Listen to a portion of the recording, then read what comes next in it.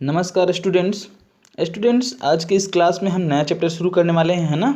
अध्याय 8 ऊष्मा का संचरण। ठीक है, तो इस चैप्टर में हम जानेंगे कि ऊष्मा का संचरण किस प्रकार से होता है। और संचरण कहने का मतलब ये है कि यहाँ पर जो है उस ऊष्मा का जो है एक स्थान से दूसरे स्थान तक पहुँचने की जो प्रक्रिया है ना, वही क्या कहलाती है, संचरण कहलाती है। क्या कहलाती है, संचरण। ओके, ऊष्मा संचरण के कारण से ही क्या होता है, ऊष्मा जो है एक स्थान से दूसरे स्थान तक जो है पहुंच पाती है। उसी को हम क्या बोलते हैं, संचरण बोलते हैं। ठीक है ना, समझ में आया।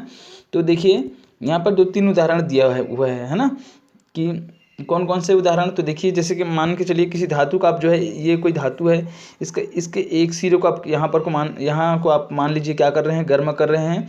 तो इसका दूसरा सिरा भी क्या होने लगता है, धीरे धीरे जो है ये गर्म होते होते जो है ये दूसरे सिरे तक क्या हो जाता है, पहुंच जाता है। ऊष्मा जो है पहुंच जाती है और ये क्या हो जाती है, दूसरा सिरा जो है वो गर्म हो जाती है ना। समझ में आ रहा है ना। तो क्या कारण है ऐसा, है ना। इसके अलावा जो है यदि हम पानी की बात करें, तो पानी यदि मान के चलिए ये बर्तन है और पानी इसमें भरा हुआ है। क्या भरा हुआ है, पानी। तो पानी भरा हुआ है तो बर्तन को तो हम जो है केवल नीचे में ही क्या करते हैं, यहीं पर जो है हीट देते हैं, मतलब ऊष्मा जो है यहाँ पर जो है क्या करते हैं, हम गर्म करते हैं नीचे को। तो नीचे का पानी बस क्या होना चाहिए, यहाँ पर का पानी गर्म होना चाहिए। तो क्या हो जाता है, पूरा पानी जो है क्या हो जाता है, गर्म हो जाता है। और ये बर्तन जो रहता है वो भी क्या हो जाता है, गर्म हो जाता है। समझ में आ रहा है ना। तो ये हो गया। इसके अलावा हम और उदाहरण देखते हैं। जैसे मान के चलिए सूर्य, आप देखते हैं सूर्य जो है बहुत दूरी पर है ना, हमसे सूर्य जो है बहुत दूरी पर है। उसके बावजूद भी जो है सूर्य से किरणें जो है हम तक जो है पहुंचती है, और सूर्य का जो ताप जो है, ऊष्मा जो है वो भी हम तक क्या होती है, पहुंचती है। तो इसके पीछे क्या कारण है, उतना दूर से जो है, उतनी दूरी पर रहते हुए भी जो है कैसे जो है सूर्य की ऊष्मा जो है हम तक पहुँच पाती है ना। तो इन्हीं सब चीज़ों के बारे में हम क्या करेंगे, यहाँ पर जानेंगे किस प्रकार से जो ऊष्मा जो है, ऊष्मा का संचरण होता है। मतलब ऊष्मा किस प्रकार से जो है पहुँचती है, मतलब एक स्थान से दूसरे स्थान तक ऊष्मा जो है किस प्रकार से जो है पहुँचती है, उसी चीज़ को हम क्या करेंगे इसमें। और पहुँचने की कितनी विधियाँ हैं, है ना, उसके बारे में हम क्या करेंगे, इस चैप्टर में जानेंगे। ठीक है, तो चलिए हम पढ़ना शुरू करते हैं। देखिए यहाँ पर ऊष्मा संचरण क्या होता है ना, ऊष्मा का संचरण। तो ऊष्मा का जो है एक स्थान से दूसरे स्थान तक पहुंचने की प्रक्रिया को क्या बोलते हैं, ऊष्मा का संचरण। ऊष्मा का क्या है, संचरण जो है, ऊष्मा के एक स्थान से दूसरे स्थान तक पहुंचने की प्रक्रिया ही क्या है, ऊष्मा का संचरण। समझ में आया। उसके बाद देखिए ऊष्मा संचरण के जो है कितनी विधियाँ हैं। तो ऊष्मा के संचरण की जो है 3 विधियाँ हैं। कितनी विधियाँ हैं, 3 विधियाँ हैं। तो सबसे पहले जान लीजिए कि ऊष्मा संचरण जो है किन किन चीज़ों पर निर्भर करता है। तो एक तो होता है पदार्थ की प्रकृति पर निर्भर करता है, और दूसरा है पदार्थ की अवस्था पर। किस पर निर्भर करता है, अवस्था पर। पदार्थ की प्रकृति कहने का मतलब क्या है, कुछ पदार्थों में ऊष्मा का संचरण जो है, मतलब पदार्थ की प्रकृति कहने का मतलब है अलग अलग जो पदार्थ होते हैं ना, तो उनमें ऊष्मा का संचरण जो है अलग अलग होता है। ठीक है, कुछ पदार्थों में ऊष्मा का संचरण होता है, कुछ पदार्थों में ऊष्मा का संचरण नहीं होता है, किसी में कम होता है, किसी में ज़्यादा होता है। तो ये सब किसके कारण है, पदार्थ की प्रकृति के कारण है। ठीक है, और दूसरा जो निर्भर करता है ऊष्मा के संचरण जो है, ऊष्मा का जो संचरण जो है वो किसी पदार्थ की अवस्था पर निर्भर करता है, कि वो जो पदार्थ है, कोई पदार्थ है वो ठोस है या फिर द्रव है या फिर क्या है, या फिर गैस है ना। तो अवस्था पर भी क्या करता है, ऊष्मा संचरण जो है निर्भर करता है ना, किसी पदार्थ की अवस्था पर, कि वो जो पदार्थ है वो ठोस है, द्रव है या फिर गैस है। समझ में आया। तो ये 2 चीज़ों पर निर्भर करता है ऊष्मा संचरण, एक तो पदार्थ की प्रकृति पर, दूसरा उसकी अवस्था पर, है ना। और जो है ये तो हो गया निर्भरता, है ना, किस पर निर्भर करती है ऊष्मा संचरण जो है। और ऊष्मा संचरण की विधियाँ कितने हैं, है ना, विधि कितनी है। तो 3 विधि है। एक होता है चालन विधि, दूसरा होता है संवहन, और तीसरा क्या होता है, विकिरण। ठीक है, तो हम जो है यहाँ पर जो है सबसे पहले पढ़ेंगे चालन। क्या पढ़ेंगे हम, चालन विधि। चालन में जो है किस प्रकार से ऊष्मा का जो है, ऊष्मा का संचरण होता है। ठीक है ना। तो चालन विधि से ऊष्मा का संचरण जो है केवल और केवल ठोस जो पदार्थ होते हैं उनमें होती है ना। चालन विधि के द्वारा जो है केवल और केवल जो है जो जितने भी जो ठोस पदार्थ हैं, है ना, जो ठोस अवस्था में पाए जाते हैं, उनमें किसके द्वारा जो है ऊष्मा का जो है संचरण होता है ना। तो जितने भी ठोस पदार्थ हो उनमें जो है चालन विधि से ही क्या होते हैं, ऊष्मा का क्या होता है, संचरण होता है। ठीक है, समझ में आया। तो यहाँ पर चलिए हम देखते हैं ऊष्मा का जो है यहाँ पर जो है ठोस में जो है किस प्रकार से ऊष्मा का जो है संचरण होता है, ठीक है ना। तो इसके लिए देखिए यहाँ पर जो है क्रियाकलाप करके देखते हैं। जैसे मान के चलिए आप जो है ये जैसे कि ये जो है एक गिलास है ना, एक गिलास पानी ले लेंगे, इसमें खौलता हुआ एकदम से उसमें जो है अब धातु का चम्मच क्या करेंगे, जैसे ही डालेंगे तो ये चम्मच जो है इस साइड तो गर्म होगी, जो पानी में डूबा रहेगा, और उसकी जो बाहरी सिरा जो होगी है ना, इस प्रकार से जो है ये हाथ तक जो है क्या हो जाता है, वो भी जो है धीरे धीरे करके क्या हो जाता है, गर्म हो जाता है, और जो है हमको उसको छोड़ना पड़ता है। तो इसके पीछे भी जो है किसके कारण से ये ठोस है, चम्मच जो है धातु का है ना, तो ये जो है चालन विधि से ही क्या हो रहा है, ये जो है गर्म हो रहा है। उसमें जो है यहाँ से इस सिरे से चालन विधि के द्वारा ही जो है इस सिरे तक क्या हो रही है, पहुँच रही है ना। और ऊष्मा का संचरण हम जानते हैं कि हमेशा क्या होता है, उच्च है ना, ऊष्मा का जो संचरण जो होता है उसके लिए जो है ताप में अंतर होना चाहिए तभी, है ना। इधर देखिए ये ताप जो है ज़्यादा हो गया, इस साइड से कम हो गया, तो उसमें हमेशा जो है उच्च ताप से निम्न ताप की ओर क्या होता है, जाता है। तो तापमान इस साइड ज़्यादा है, इस साइड कम है, तो ऊष्मा संचरण जो है क्या होगी, इस दिशा में होगी, है ना, उच्च ताप से निम्न ताप की ओर। समझ में आया, है ना। तो ये जो है ठोस में हमेशा क्या होता है, चालन विधि से ही क्या होता है, ऊष्मा का स्थानांतरण होता है, मतलब उसका संचरण जो है चालन विधि से होता है। किसमें, जो ठोस पदार्थ होते हैं उनमें, है ना। ठोस में ऊष्मा का जो संचरण जो है चालन विधि से ही होता है। अब हम यहाँ पर जानेंगे कि चालन विधि क्या होती है, ठीक है ना। तो देखिए चालन विधि का यहाँ पर परिभाषा दिया हुआ है, ऊष्मा संचरण, है ना। यहाँ पर देखिए ऊष्मा संचरण की वह प्रक्रिया जिसमें पदार्थ के एक अणु अपने स्थान से स्थानांतरित हुए बिना ऊष्मा संचरण कार्य करते हैं, चालन कहलाती है। तो आप जानते हैं कि जितने भी जो पदार्थ हैं, है ना, पदार्थ हैं, वो सब जो है किससे मिलकर के बने होते हैं, अणुओं से मिलकर के बने होते हैं। किससे मिलकर के बने होते हैं, अणुओं से इस प्रकार से जो है मिलकर के बने होते हैं।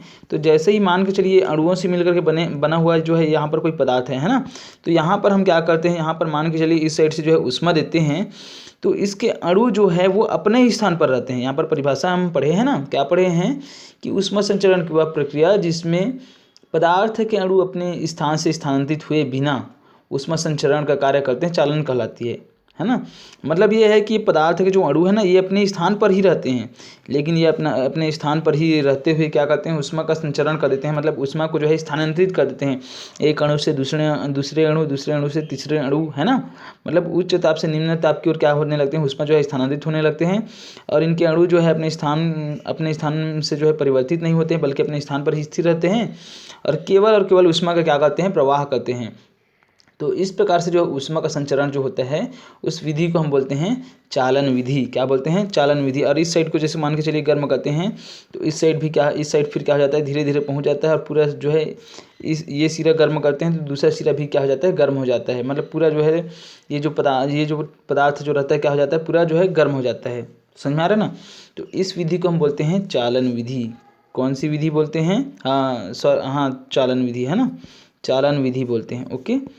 तो चालन विधि से केवल और केवल जो ठोस पदार्थ होते हैं उनमें ही क्या होता है, ऊष्मा का जो है संचरण होता है। समझ में आया। तो इसके लिए भी जो है चालन विधि के लिए भी जो है शर्तें हैं। क्या हैं, शर्तें, कि दो वस्तुओं के बीच चालन द्वारा ऊष्मा संचरण जो है दो शर्तों के अनुसार ही होगा, है ना। कौन सी दो शर्तें, पहली शर्त ये है कि दोनों वस्तुएं एक दूसरे के संपर्क में हों, है ना।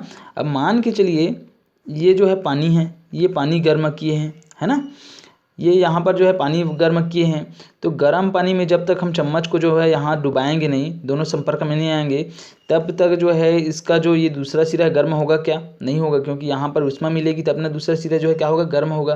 तो चालन विधि के लिए क्या आवश्यक शर्तें हैं, पहला कि दोनों वस्तुएं एक दूसरे के संपर्क में हों, मतलब जो गर्म वस्तुएं हैं वो भी और ठंडी वस्तुएं हैं वो जो है दोनों एक दूसरे क्या हो, संपर्क हो, तभी क्या होगी, तभी जो है चालन विधि द्वारा ऊष्मा का क्या होगा, स्थानांतरण होगा, मतलब संचरण होगा।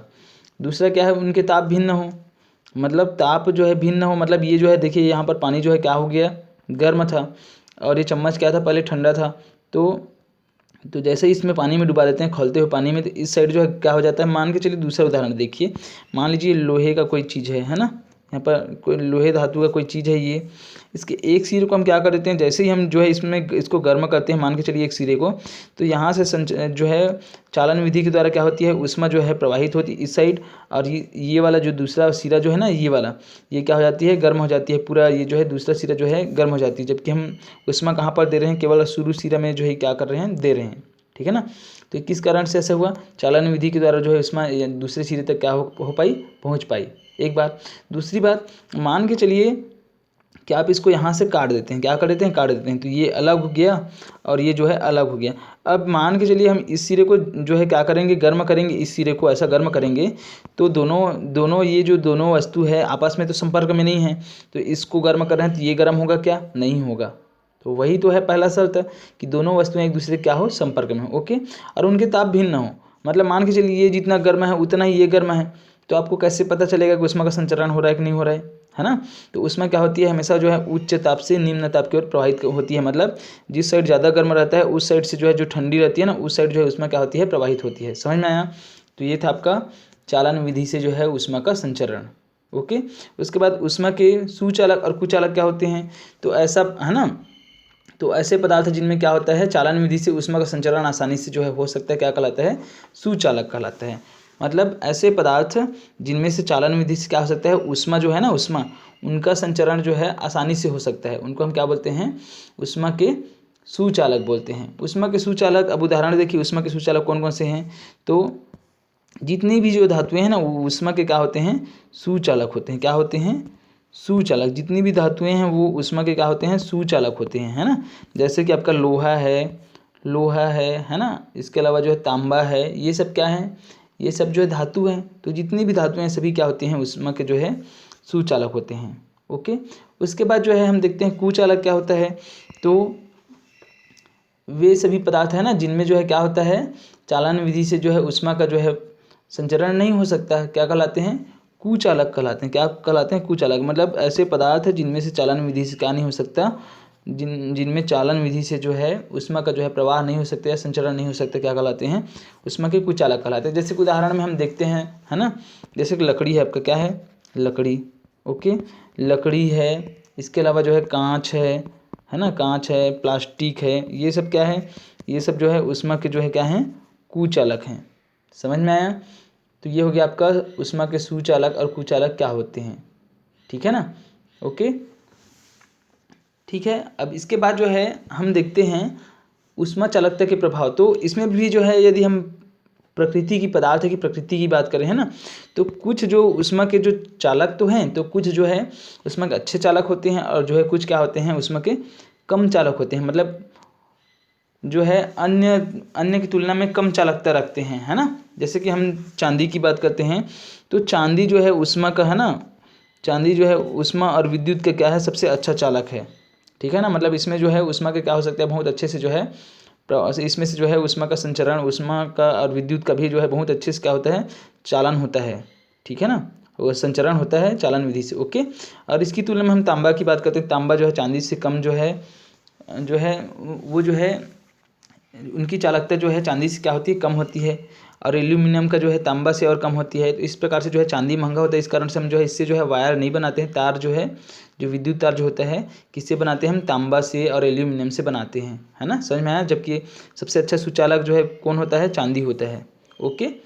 उसके बाद हम आगे देखेंगे, यहाँ पर जो है ऊष्मा के प्रभाव क्या देखेंगे, ऊष्मा चालकता के प्रभाव देखेंगे। ऊष्मा चालकता के कौन कौन से प्रभाव है देखिए।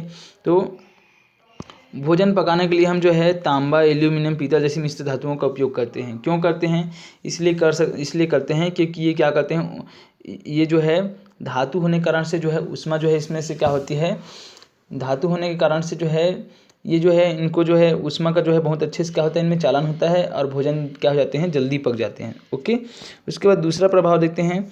पतले कागज़ को मोड़कर उसकी दवात बनाइए, उसमें पानी भरकर आग में गर्म कीजिए। पानी गर्म हो जाता है परंतु कागज़ नहीं। यहाँ कागज़ को दी गई ऊष्मा स्थानांतरित हो जाती है, तो कागज़ का ताप बढ़ नहीं पाता। तो देखिए कागज़ को यदि हम क्या करते हैं, यहाँ पर जो है पानी जो है, ये जो है मान के चलिए एक शंकु बना लिए इस प्रकार से। अब इसमें क्या भर दिए, पानी भर दिया। अब इसको गर्म करोगे तो क्या होगा, जो ऊष्मा आप दोगे ना, तो ऊष्मा जो है कागज़ तुरंत नहीं जलेगी, उस ऊष्मा को क्या कर लेता है, जो जल जो है अवशोषित कर लेता है। ठीक है ना, क्योंकि जल क्या होता है, ठंडा होता है, ऊष्मा का कुचालक होता है इस कारण से, ठीक है ना, समझ में आ रहा है ना। तो ये कागज़ जो है नहीं जलती, ये भी ऊष्मा का प्रभाव है। इसके अलावा जो है लोहे, ये यहाँ पर जो है लोहे के हथौड़े की बात की गई है, उसमें अगर लपेट करके आग आग पर क्या करेंगे, रखेंगे, तो कागज़ जो है जल्दी नहीं जलता है, क्योंकि उसकी ऊष्मा क्या हो जाती है, जो हथौड़ा जो है ना कांच का, सॉरी लोहे का, उसमें क्या हो जाता है, प्रसारित हो जाती है ऊष्मा जो है। ओके, इसके अलावा जो है देखिए भोजन पकाने के लिए, है ना, भोजन पकाने के लिए बनाए गए धातुओं के बर्तनों के हैंडल जो है लकड़ी या बेकेलाइट के बने होते हैं, क्योंकि ये क्या होते हैं, ऊष्मा के कुचालक होते हैं, और जिससे हमको हाथ से पकड़ने पर वो जलती नहीं है ना, हमारा हाथ जो है जलता नहीं है। ओके, समझ में आ रहा है।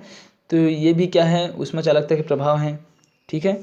इसके अलावा जो है यहाँ पर देखिए बर्फ़ को जो है पिघलने से, है ना, बर्फ़ की जो सिल्ली जो होती है उसको हम क्या करते हैं, पिघलने से बचाने के लिए देखे होंगे, जो बोरे होते हैं या फिर धान के भूसे होते हैं उसमें ढक देते हैं। ऐसा क्यों करते हैं, क्योंकि जो है ये क्या होते हैं, ऊष्मा के जो है कुचालक होते हैं, और इस कारण से वायुमंडल का जो ऊष्मा जो होता है बर्फ़ तक जो है नहीं पहुँच पाते हैं, इस कारण से ऐसा किया जाता है। ओके, इसके अलावा जो है अब ठंड की, है ना, यहाँ पर देखिए और उदाहरण है, ठंड के दिनों में हम ऊन के कपड़े पहनते हैं, तो ऊन के कपड़े पहनते हैं ना, तो जब हम ऊन के कपड़े पहनते हैं तो उनके रेशे के बीच जो, है ना, ऊन और उनके रेशे के बीच जो जमी हुई वायु जो होती है ना, वायु, ये क्या होते हैं, ये ऊष्मा के कुचालक होते हैं, जो शरीर की ऊष्मा को जो है बाहर नहीं आने देते, ठीक है ना, और इस कारण से हमारा शरीर का तापमान जो है निरंतर जो है एक निश्चित, मतलब स्थिर बना हुआ रहता है। समझ में आ रहा है ना। ओके, तो ये भी क्या है, ये भी जो है ऊष्मा चालकता के प्रभाव है। ओके, तो आज जो है हम जान लिए कि ऊष्मा का चालन जो है, ऊष्मा का संवहन चालन विधि से किस प्रकार से होता है ना। ओके, तो आज के लिए बस इतना ही, जब नेक्स्ट क्लास होगी तब हम उसमें संवहन के बारे में पढ़ेंगे, ठीक है। तो जय हिंद, जय भारत, जय छत्तीसगढ़।